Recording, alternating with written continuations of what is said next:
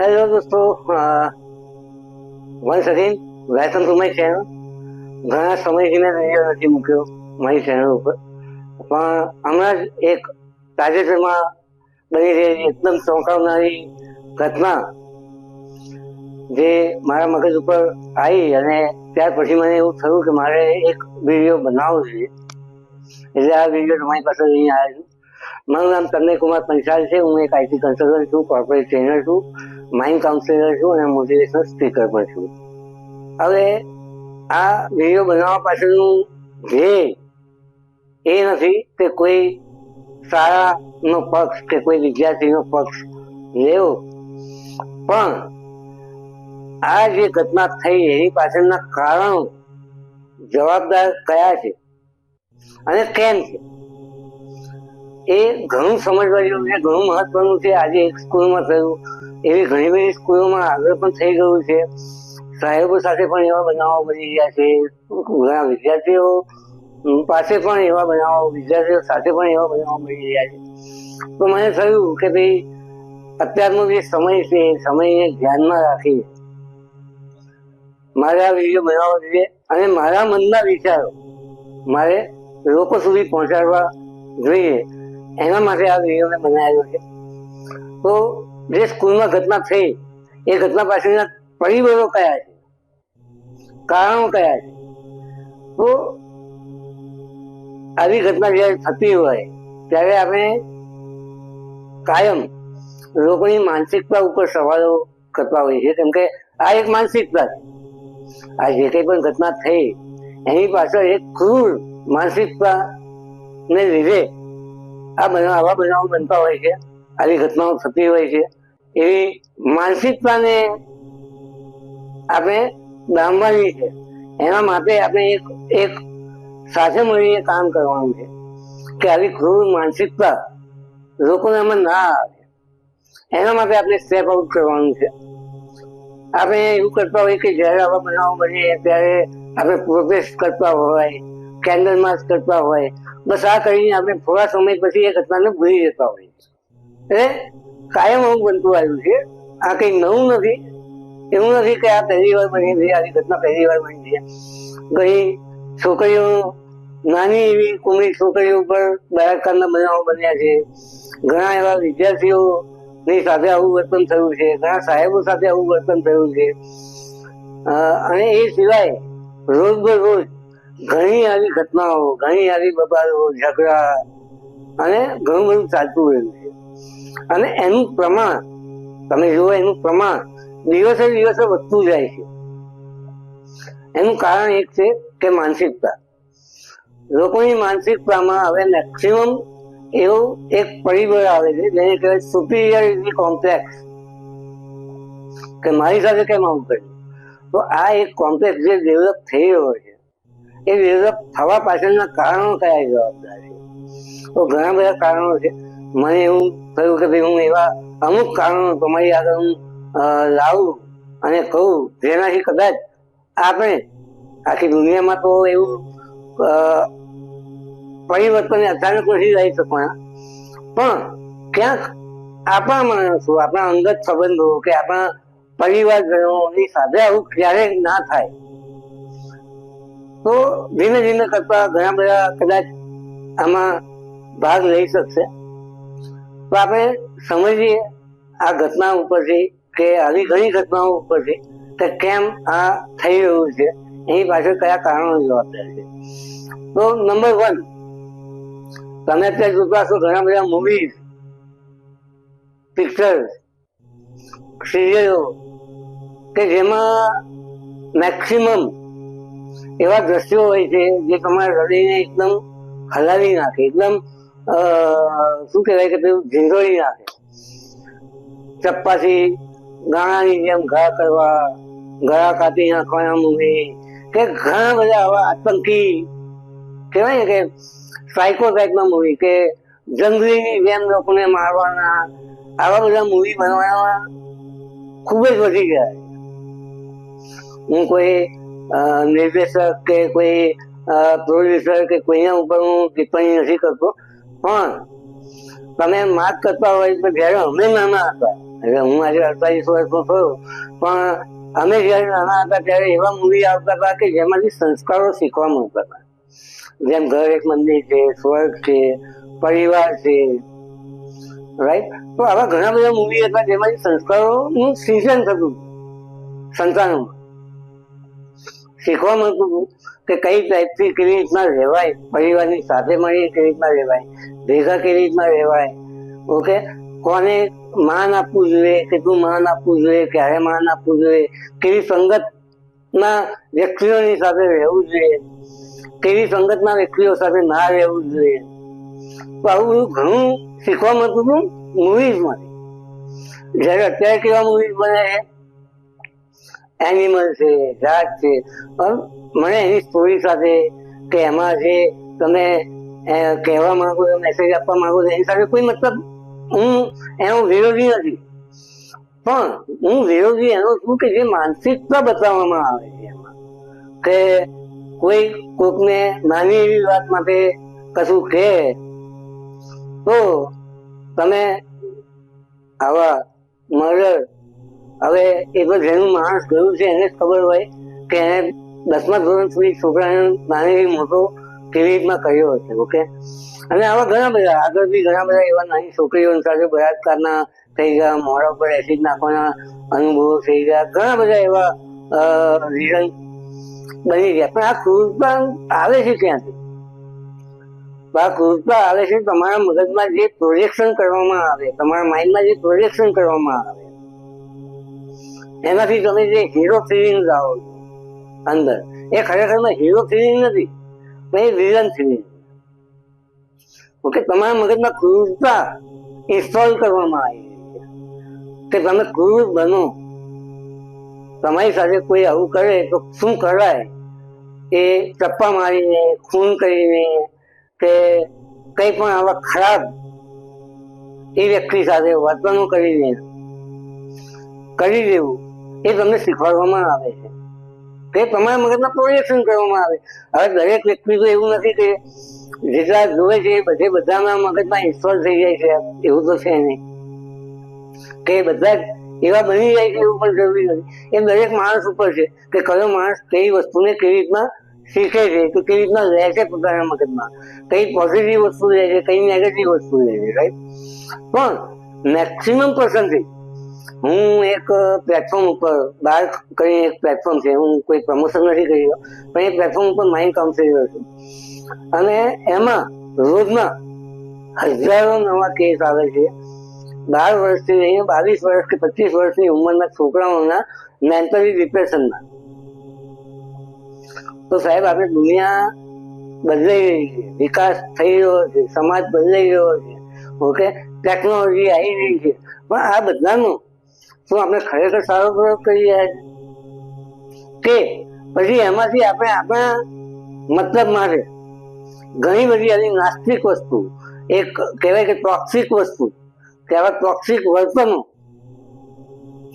કે જે કદાચ ફોરેનમાં, યુએસમાં કે બીજા બધા કન્ટ્રીમાં નાની ઉંમરના છોકરાઓ બધા કામ કરતા હતા, કેમ કે એમને ત્યાં વાઇલ્ડ લાઈફ કે આવા મૂવી પહેલેથી બને છે કે જેમાં ક્રૂરતા બતાવવામાં આવે છે, કે ઘણું બધું આવું બતાવવામાં આવે છે, જે હવે આપણી એની ઇન્ડસ્ટ્રી, ફિલ્મ ઇન્ડસ્ટ્રી કહો કે ગમે તે કહો, એ આગળ વધવા માટે આવા કોઈ એવા ખરાબ મીડિયા કે મૂવીઝ જે બતાવવામાં આવે છે, મારું એવું માનવું છે કે આ ટાઈપના મૂવીઝ બનાવવાના બંધ કરી દેવા જોઈએ, અને ક્યાંક એવા સારા મૂવીઝ બનાવો કે જેમાં તમે સંસ્કારનું સિંચન કરી શકો.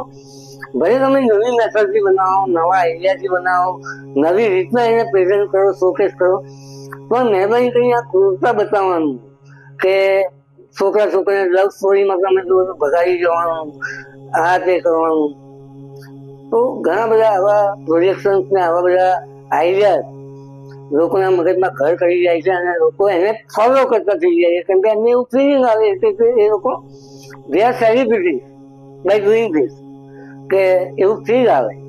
તો એક મીડિયા જવાબદાર છે કે આ ટાઈપના મૂવીઝ બનાવવામાં. બીજું, મોબાઈલ. હવે મોબાઈલમાં તમે જો ટેકનોલોજી વધી રહી છે તો લોકો એને શીખવા માટે હવે હાથમાં ટેકનોલોજી આવી ગઈ. અમારી વખતે અમને જયારે કોમ્પ્યુટર એન્જિનિયરિંગ કે ભણતા હતા એ વખતે ગૂગલ પણ નહોતું, વિન્ડોઝ પણ નહોતું, કશું નહોતું. અમે ચોપડીઓ ખરીદીને વાંચતા હતા અને ભણતા હતા.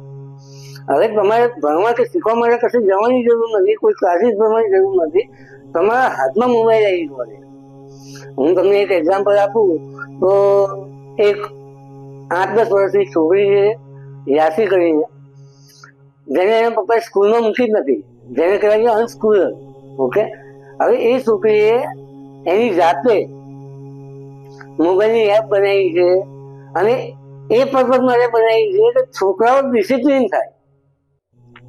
આજકાલના છોકરાઓ ઘણા બધા ડિસિપ્લિન ભૂલી ગયા છે. સ્કૂલે જઈને બેગ નાખી દે, તે ગમે તે વસ્તુ ગમે તે રીતના મૂકી દે, ના ખાવામાં ધ્યાન આપે. તો આ છોકરી 10 વર્ષની એટલો બ્રિલિયન્ટ આવી જાય, સ્કૂલ નથી જતી, એને એપ બનાવી છે એના માટે કે છોકરાઓ ડિસિપ્લિનમાં રહે અને પેરેન્ટ્સને અલગ રીતના ટેકનોલોજીનો યુઝ કરીને એને એડોપ્ટ કરી શકે, એને ઇનોવેટ કરી શકે, એને ભણાવી શકે, શીખવાડી શકે, સમજાવી શકે. તો મોબાઈલ એવી વસ્તુ છે કે મોબાઈલથી તમે ઘણું બધું નવું સારું શીખી શકો છો અને ખરાબ પણ શીખી શકો છો. હવે ખરાબની વાત કરું તો એવું છે કે અત્યારે તમે વિડીયો ગેમ્સ જે મોબાઈલમાં જે ગેમ્સ લોકો રમે છે એ ફાયરની, મારવાની, કાપવાની, લોકોના મગજમાં આ જ વસ્તુ જઈ રહી છે. આને ઉડાઈ દે, પેલાને ઉડાઈ દે. તમે જોતા હશો ઘણા બધા, હમણાં એક સ્કૂલ પાસેથી હું પસાર થઈ ગયો હતો, ત્યાં જોયું લગભગ 18-20 છોકરાઓ બેઠા હતા બહાર કોમ્પ્લેક્સના વરંડા ઉપર. એ વરંડા ઉપર બધા 18-20 જણ, બધાના હાથમાં મોબાઈલ અને બધા ઇસકો ઉડાડે, ઉસકો ઉડાડે, આને મારી નાખ, પેલાને મારી નાખ, પેલાને ફાયર કર, આ જ ચાલે. સાહેબ, મેક્સિમમ ટાઈમ તમારું સંતાન, તમારા છોકરાઓ જ્યારે આની પાછળ રહેશે તેમની માનસિકતામાં શું ઇન્સ્ટોલ થશે, તમે એનું ધ્યાન કર્યું છે ક્યારે? તો આ ખરેખર રોકવાની જરૂર છે. આ ટાઈપની ગેમ્સ બંધ કરવાની જરૂર છે, કાં તો બંધ કરાવવાની જરૂર છે. કેમ કે ધંધાવાળા તો બંધ કરવાના નથી, કેમ કે એમને તો એનું કામ થઈ રહ્યું છે, રાઈટ? એટલે તમારે બંધ કરવું પડશે. જો તમારે તમારી માનસિકતાને સારી બનાવવી હોય તો એમાંથી કંઈક શીખવાનું. જેમ મેં એક્ઝામ્પલ આપ્યું એમ કે યાસી કરીને છોકરી છે આ કરી, તો ઘણું બધું તમે કરી શકો છો. કે ChatGPT હાથમાં તમે એક વાક્ય લખો, તમને આખી બુક આપી જશે. વાંચો. તમને હાર્ડ બુક વાંચવામાં ના મજા આવતી હોય, ડિજિટલ બુક બનાવો, એમાંથી PDF બનાવી આપશે ChatGPT. તો મોબાઈલ એક પરિબળ છે જે આ ટાઈપની માનસિકતાને ખરાબ ઇમ્પ્લિકેશન થઈ રહ્યા છે લોકોમાં. અને ત્રીજું, પરિવાર પોતે પણ એટલું જ જવાબદાર છે. ક્યાંક ને ક્યાંક પરિવારની પણ નિષ્કાળજી હોય, જેના કારણે એમના સંતાનો એમની સાથે વાત ના કરતા હોય, ટાઈમ ના આપતા હોય, એકબીજાને સમજતા ના હોય, ત્યારે બાળકો શું કરતા હોય કે આ ટાઈપના માનસિકતા વિરુદ્ધ, સારી માનસિકતા વિરુદ્ધના ગ્રુપ સર્કલમાં જોડાતા હોય, જ્યાં ચર્ચાચર્ચીમાં સુપીરિયરિટી કોમ્પ્લેક્સ આવી જતો હોય, ઈગો આવી જતો હોય, અને આ બધા પરિબળોને લીધે એ છોકરાની માનસિકતા બદલાઈ ગઈ હોય. કેમ કે અત્યારે મા બાપની પાસે પણ એટલું મને લાગે ત્યાં સુધી મારે જણાવવું જરૂરી છે કે મા બાપ પાસે પણ એટલો પૂરતો સમય નથી. કેમ કે એ લોકો પણ પોતે ક્યાંક ને ક્યાંક મોબાઈલમાં, પોતાના કામમાં કે બીજા કોઈ પણ કારણોસર સંતાનોની પાછળ ધ્યાન નથી આપી રહ્યા. તો આ એક ત્રીજું પરિબળ છે.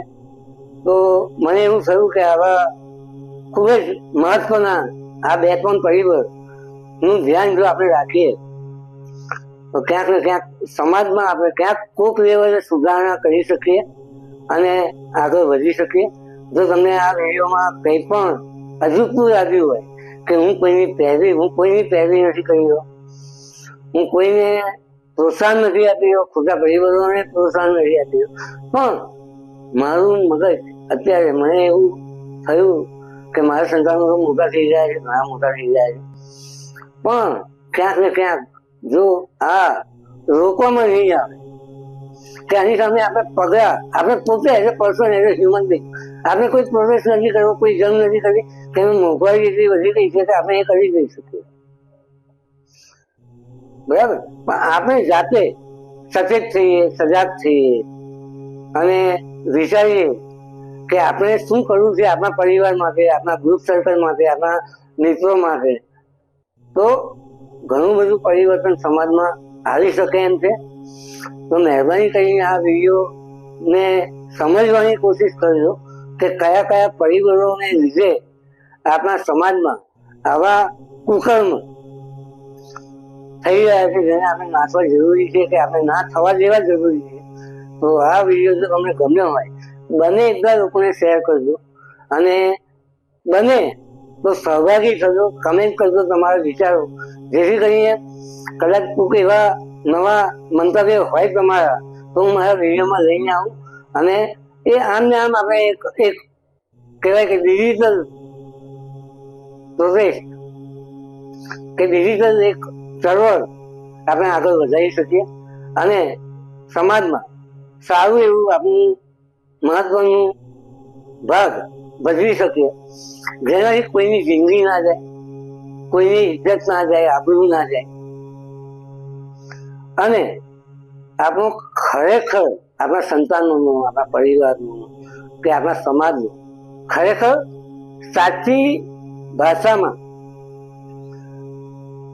વિકાસ થાય. હજી એક પરિબળ હું ભૂલી ગયો તમને કહેવાનું કે ગ્રુપ ને સર્કલ, તમારા સંતાનોનું ગ્રુપ સર્કલ શું છે, એના મિત્રો કેવા છે, શું તમે જાણો છો, મળો છો, એમના ફેમિલીને જાણો છો? તો તમે તમારા સંસ્કારો પ્રમાણે, તમારા કુટુંબના સંસ્કારો પ્રમાણે તમે તમારા છોકરાને કઈ ટાઈપના, કયા પ્રકારના માણસોની સાથે ભાઈબંધી રાખવી કે નહીં રાખવી એનું જ્ઞાન આપો છો, કે તમને ખબર પણ છે કે એ કયા ટાઈપના સર્કલમાં રહે છે, કેવા લોકોની સાથે રહે છે, કઈ માનસિકતા વાળા લોકોની સાથે રહે છે. સમાજના બે પ્રકારના લોકો હોય તો બધાને ખબર છે, સારા હોય ખરાબ હોય, તો એ તો તમને ખબર પડી ગઈ હશે કે કઈ ટાઈપના લોકોની સાથે આપણે આપણા સંતાનોને રહેવા દેવાય, કે કઈ ટાઈપના કાર્યો કરવા દેવાય, કે કઈ ટાઈપના કાર્યોમાં આપણે એમને સાથ અપાય. રાઈટ. તો આ પણ એક ઇમ્પોર્ટન્ટ પાસું છે. તો આ વિડીયોને બને એટલું લાઈક કરજો, શેર કરજો અને લોકો સુધી પહોંચાડવાનો પ્રયત્ન કરજો. તો મને ખુશી થશે, મને આનંદ થશે કે મેં એક નાનું એવું કોન્ટ્રીબ્યુશન આ સમાજની આંખોને ખોલવા માટે મેં આપ્યું, કે ક્યાંક આ પરિવાર એક લેવલ સુધી ક્યાંક પહોંચ્યું તો મને એનાથી વિશેષ કોઈ આનંદ નહીં થાય. થેન્ક યુ દોસ્તો. ફરી જલ્દીથી મળીશું આપણે એક બીજા વિડીયો સાથે. પણ આ જો ચેનલ સબસ્ક્રાઈબ ના કરી તો સબસ્ક્રાઈબ કરી દેજો અને બેલ આઇકન પ્રેસ કરી દેજો કે હું આવું કોઈ પણ વિડીયો લઈને આવું તો તમે આને જોઈ શકો અને આમાંથી કંઈક સમજવા શીખવા જેવું તમને લાગતું હોય. જો તમારામાં સુપિરિયરિટી કોમ્પ્લેક્સ નહીં હોય તો તમે આમાંથી કંઈક સમજશો. જો સુપિરિયરિટી કોમ્પ્લેક્સ તમારામાં પણ હશે તો તમને આ બોગસ લાગશે, ફાલતુ લાગશે, બરાબર. તો જેને એવું લાગતું હોય કે ભાઈ આમાં કંઈક જ્ઞાન મળે એવું છે, કે કંઈક શીખવા જેવું છે, તો સબસ્ક્રાઈબ કરી દેજો અને બેલ આઇકન પ્રેસ કરજો અને બને એટલા લોકોને આ વિડીયો ફોરવર્ડ કરજો, જેથી કરીને લોકો સુધી આ પહોંચી શકે. અને જે તાજેતરમાં ઘટના બની એના માટે મારી દિલથી શ્રદ્ધાંજલિ છે, ઓમ શાંતિ છે, કે છોકરાના આત્માને ખરેખર નિરવ શાંતિ મળે અને એના ઘરના દરેક મેમ્બરને આ તકલીફ જે કહેવાય કે કોઈ પૂરી નથી શકવાનું, પણ આ તકલીફને સહન કરવાની શક્તિ આપે. So thank you very much દોસ્તો. Bye, take care.